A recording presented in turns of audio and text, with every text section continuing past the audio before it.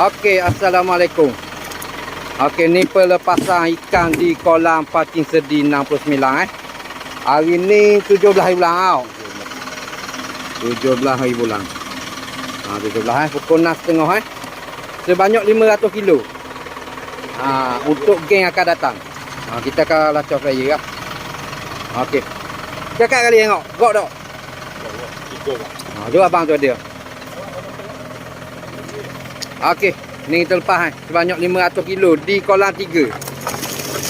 Ni di kolam 3. Ni setong.